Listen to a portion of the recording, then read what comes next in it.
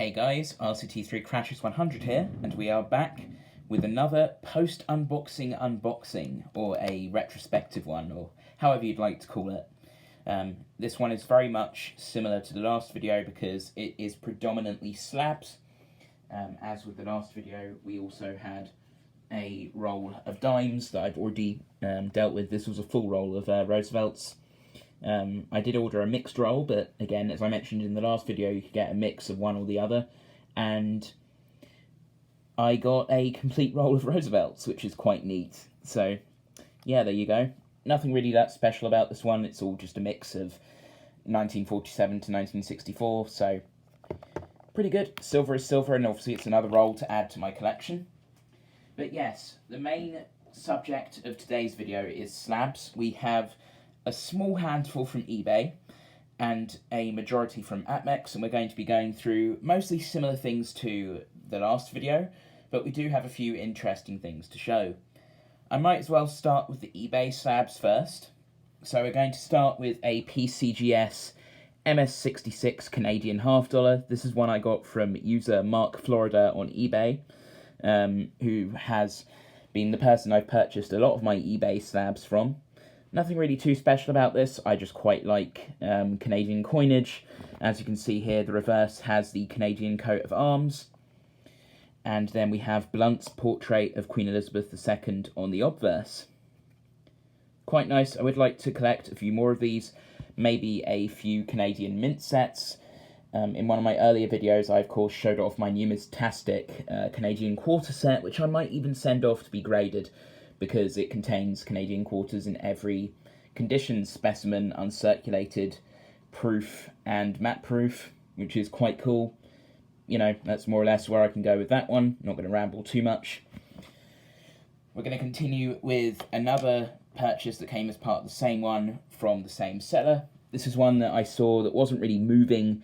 I'd actually had it on my watch list on eBay for months. Not sure why I purchased it, because not sure why I didn't purchase it sooner, sorry, because it really was rather inexpensive. It is a 1999 S Proof 69 Jefferson nickel. So of course we have Thomas Jefferson on the obverse and Monticello on the reverse, with the classic reverse design, which they returned to using in 2006, obviously after going for the, forget what the name of it was the Journey series, something like that, the Westward Journey, or just the Journey series. It was something along those lines. It's got a really nice deep cameo effect, it pops out lovely. Very cool. So then we have a 2000S Proof 69 Sacagawea dollar. First in its series, obviously. This was the first year that these were released. And there's not really much to say about this one again. We have Sacagawea and an infant on the obverse again. Camera's blurring it a bit. Again, deep cameo effect, or ultra cameo, which I do always quite like on a coin. You can't go wrong with a bit of ultra cameo. And on the reverse, we have an eagle in flight. Very nice. These do tend to tarnish and get in quite poor condition in circulation, so obviously having one not only in uncirculated but proof condition is quite nice to see. And finally, from the eBay slabs, we have a steel cent. A MS65 steel cent. It's got a really nice cartwheel effect on there, as you can see. It's got a few sort of dings and scratches on there, probably consistent with, I don't know if it'd be bag marks or things that were done at the mint, presumably. But for those who don't know what this is or why this Lincoln cent looks like this has a completely different composition to regular Lincoln cents at the time. It is composed primarily of steel, and the reason for this is copper was quite a valuable resource at this point in World War II, and for 1 year only, because copper prices were quite high and they needed to conserve what they had, the mint produced cents in steel with the intention that they would quickly be taken out of circulation at the end of the war and returned to be melted down into steel for use in other projects. This, as we know, didn't happen, and so quite a large number of these either remained in circulation or entered the hands of collectors, including, presumably, the coin that eventually ended up in this NGC slab. So that's quite cool. So that is all the eBay out of the way. We are now going to move swiftly on into our APMEX order. And we're going to start with a MS64 Morgan in this really old holder that's honestly quite beaten up. As you can see here, it's got a massive dent on this corner, it's got a dent there, a chunk taken out of it, and some rather suspicious sort of glue residue. Maybe it had a sticker on it at one point. Silver is silver, and it is in MS64 condition. You can tell that it's uncirculated, and they would have specified, presumably, if there was a fault with it, but I did kind of expect better on this one. So I purchased from the toned option, or the toned listing. I was expecting a holder in nice condition, but, you know, the coin is pretty good. So obviously we have the depiction of Liberty on the front, and an eagle on the back. There's another sticker there, and as you can see, the NGC hologram has worn off. I'll assume it's due to age, but this sort of damage to the holder isn't too great. Maybe I could go and send it off to be reholdered. So that's very much up in the air. This is, of course, a 1901 New Orleans Morgan. Getting more with the O-Mint is always cool. I have quite a few O-Mint Morgans now. This is the second graded Morgan in my collection after the 1883 O, I believe. So, pretty cool, but holder's not so good. Continuing the theme of silver large dollars, we have a 1923 piece dollar. There is no mint mark on this one, so that means it is a Philadelphia mint coin in MS64 condition. Really nice. This design was brought in after World War I to satisfy the Pittman Act, where they had to melt down old silver dollars and produce a new line. And at first they did Morgans in 1921, but then from 1922 onwards, or 1921 onwards, sorry, because they brought it in the same year, they brought out the piece design, which, there it is.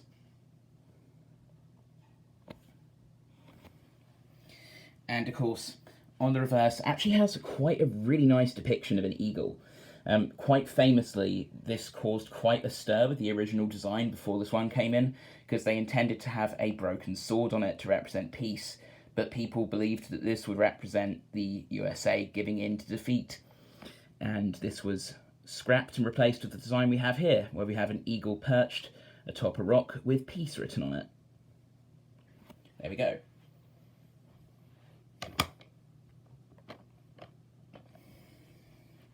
Next up, we have an MS64 FBL Franklin half dollar from 1960. What is FBL?